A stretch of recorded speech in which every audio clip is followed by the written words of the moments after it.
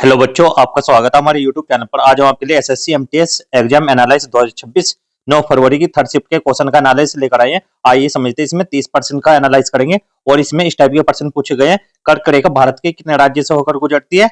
कुतुबुद्दीन ऐबक का शासनकाल कितने वर्षों तक रहा? 1991 की आर्थिक नीति का संबंध किससे है? भारत में दल बदल विरोधी कानून किस अनुसूची में है? अमर्त्य सेन को अर्थशास्त्र का नोबेल पुरस्कार कब मिला? इस टाइप के हम 30% लेकर आए हैं। आइए समझते हैं और सभी बच्चे कमेंट करते हुए चलना। तो पहला प्रश्न आपके सामने, 1991 की आर्थिक नीति या नई आर्थिक नीति का संबंध किससे है? तो यहाँ पर चार ऑप्शन, चारों में कौन सा? ऑप्शन नंबर बी, उदारीकरण, निजीकरण और वैश्वीकरण से इससे संबंध है। इसके बारे में समझते हैं।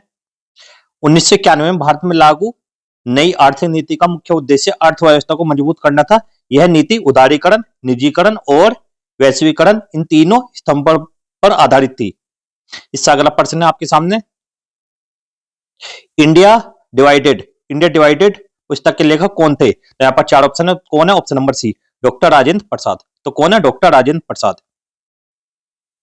इंडिया डिवाइडेड पुस्तक 1940 में डॉक्टर राजेंद्र प्रसाद द्वारा लिखी गई थी। इसमें उन्होंने भारत के विभाजन और दो राष्ट्र सिद्धांत का विरोध करते हुए एकीकृत भारत की वकालत की थी। इससे अगला प्रश्न, भारत में राष्ट्रीय जलमार्गों या नेशनल वाटरवेज की कुल लंबाई लगभग कितनी थी? तो यहाँ पर ऑप्शन नंबर सी बिल्कुल राइट आंसर है, 20,275 किलोमीटर। कितनी है? भारत में कुल 111 अधिसूचित राष्ट्रीय जलमार्ग है जिनकी कुल लंबाई लगभग 20,275 किलोमीटर है। इससे अगला प्रश्न, कुतुबुद्दीन ऐबक का शासनकाल क्या था? तो यहाँ पर ऑप्शन नंबर बी, 1206 से 1210 ईस्वी के बीच में। कुतुबुद्दीन ऐबक दिल्ली सल्तनत का पहला सुल्तान था और उसने 1206 से 1210 ईस्वी तक शासन किया। उसका शासनकाल लगभग 4 वर्ष का था। इससे अगला प्रश्न आपके एग्जाम में जो पूछा गया, भारत में दल बदल विरोधी कानून किस संवैधानिक संशोधन और अनुसूची से संबंधित है? यह ऑप्शन नंबर बी, 42वां संशोधन और 10वीं अनुसूची से संबंधित है। भारत में दल बदल विरोधी कानून को 1985 के 42वें संविधान संशोधन द्वारा लागू किया गया। इसके तहत संविधान में 10वीं अनुसूची जोड़ी गई जो सांसदों और विधायकों के दल बदल करने पर अयोग्यता से संबंधित है। इसका उद्देश्य राजनीतिक स्थिरता बनाए रखना और हॉर्स ट्रेडिंग रोकना है।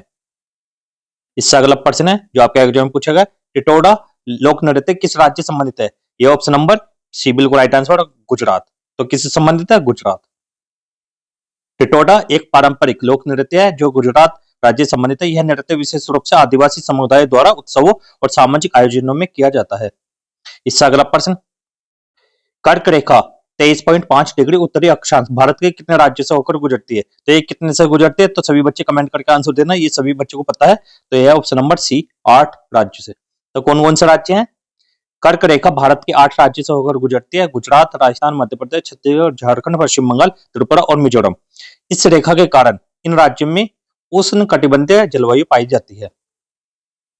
इससे अगला प्रश्न, अमर्त्य सेन को अर्थशास्त्र का नोबेल पुरस्कार किस वर्ष मिला?